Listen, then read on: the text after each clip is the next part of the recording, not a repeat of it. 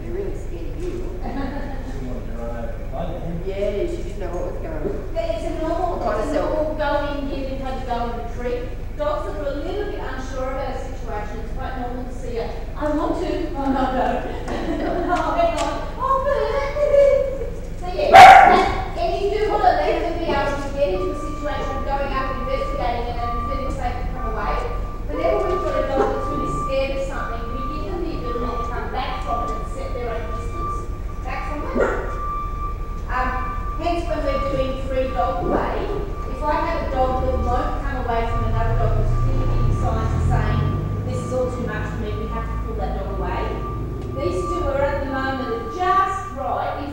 If either of them were to come up and start getting to the face, then I would bring them back from it.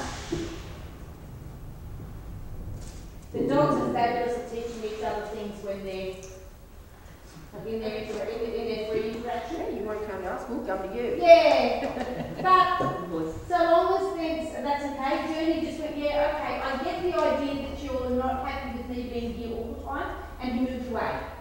They're instinctively really good at, most dogs are instinctively really good at reading other dogs and what they can and can't take. Not all dogs, I've seen some dogs that don't, and that's where dog fights happen. Now, that looks nasty with a little bit of biting, but it's actually just, he's just borderline between being comfortable and not being comfortable. But I'm letting it go on because he needs that.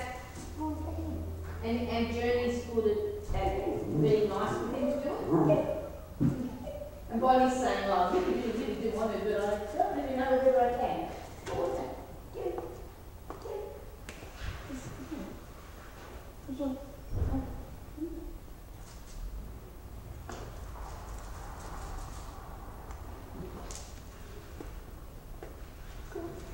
Now let it go in your own time.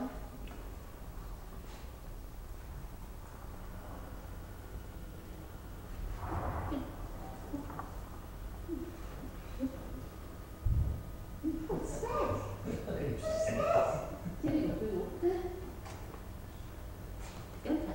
So what I'm doing is I'm now adding food to the mix, and she's going out there and grabbing the food, and I'm careful as to how close I throw it, and I certainly wouldn't do this if I had any dog with resource guarding issues.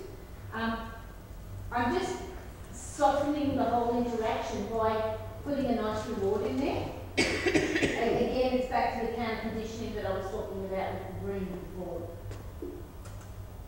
But I'm throwing it, I'm not trying to hand it to her, because that would be too much for her.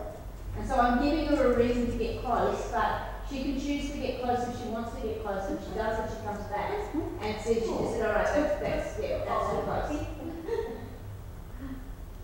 At least they didn't fight over it. No, well, I wouldn't be doing food if there was going to be a fight over it. We don't want to get resource guarding happening. That's a really hard problem to fix and can get really nasty. Also, when I'm throwing food out there, what's happening is I'm giving the dogs to focus other than the other dog. Oh, nice bottom sniff. Watch the dogs too when they interact with each other. You'll find that dogs won't go head on to each other. They will curve around. That's the whole reason why they curve around to sniff the backside. I don't know whether the curve happened because they're sniffing the backside or the sniffing backside happened because they were curving. It'd be interesting to know what the evolution of that behaviour was. But dogs don't like coming up eyeball to eyeball with each other. So anytime you've got a dog that insists on going front end into another dog, straight up to another dog, that's when there's usually problems.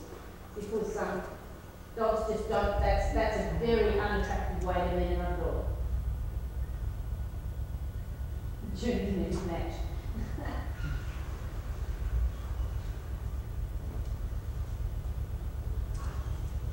Happy tail wagging, happy body language from both of them. That tail never stops. No, people never. It's slightly high, which there's a slight bit of arousal going on there, but that's sort of fairly typical Jack Russell. They are an easily aroused dog.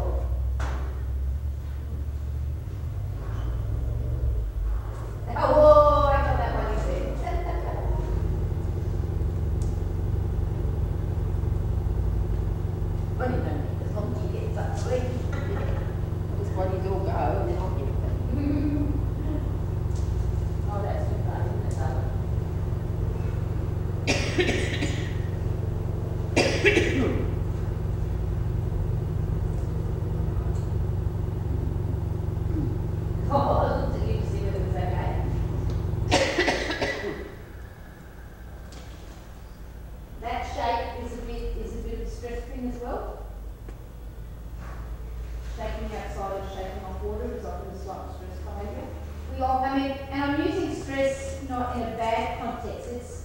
It's like if I ask you to go up and speak in front of a group of people, you get a bit stressed. I wouldn't be doing it. But if you ask anybody that does it all the time, and I do it a lot, I'm frequently up addressing audiences, that stress is a good stress. It's called a eustress. It's meant to get you a bit hyped and a bit up on your toes. So, but then goes too far and it's a bad stress. So stress is an interesting term. It's not necessarily always bad. And we do want baby puppies to get used to being a bit out there on the edge, but in a good way, in a way that doesn't cause bad things to happen. That they find out that they can just push the boundaries. This is what she needs. She needs to find that she can just push the boundaries a little bit, and that you're going to keep her safe to make sure nothing happens. But we need to be able to push. You see a lot of baby puppies where people just want them to push the boundaries, and they end up puppies that just can't handle things. What's this, boys? What's this? What's this? What's this? Well, we're taking this dry dog food, are we, Junior, now? Must be hungry. No, he's not hungry. No. He actually, he is the sort of dog that if you're going to do his training with, you do it totally off lead. Totally off lead.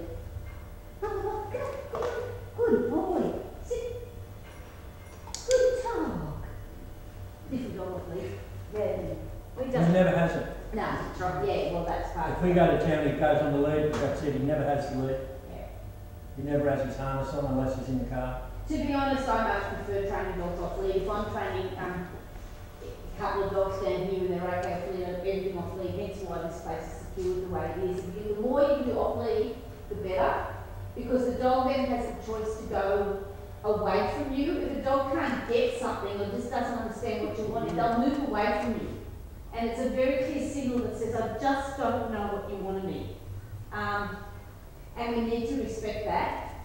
I come from a school years and years ago where we used to take dogs out and leads and drill them. You didn't want that to be honest. And we actually did a disservice to the dogs because the dogs were always in this, I have to do something. You get much more effective results when the dog can say, I just don't get what you're doing and I'm taking myself away from you. My old poodle, when I was doing early stage stuff with Delta, I was trying to do this really high level discrimination between two colours. And she got to a stage where she put herself down on the floor, she laid there and she literally covered her head. And said, and I looked at her and started giggling in front of them. We had a video running and I went, yeah, all right, I get it. She just said, that's it, enough. I don't know what you're wanting. I don't understand what you're asking. Go away and leave me alone. She went to sleep for 2 hours.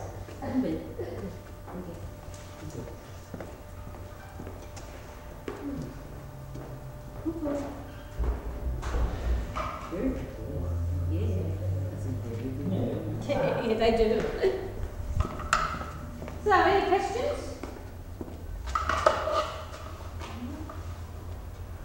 No. How well trained would we have to have him before he could do that course thing I see on telly with the dogs? Which You know, they run through things. Oh, agility? Yeah. Because he's flat out, all the time. And give him something. Yeah, agility happens up in Costa Harbour on Monday nights. A dog cannot do agility before, for a dog to do agility, it must have what we call a reliable recall, which means it must be, if you were to say journey once, right now, and straight back to you, you could do agility. Oh, I see. So you don't need nice sits and drops and downs for agility. What you do need is a dog that's capable of being off lead, who is too distracted at this stage. Most dogs don't start agility before about 8 or 9 months, and they usually don't do the basic reading stuff in front. Yep. He's too, at this stage, he doesn't have a connection with you yet, so you've really got to work on that connection. You've got to get a dog, the minute you say journey, he says yes. Yeah, ready to do stuff. Yeah,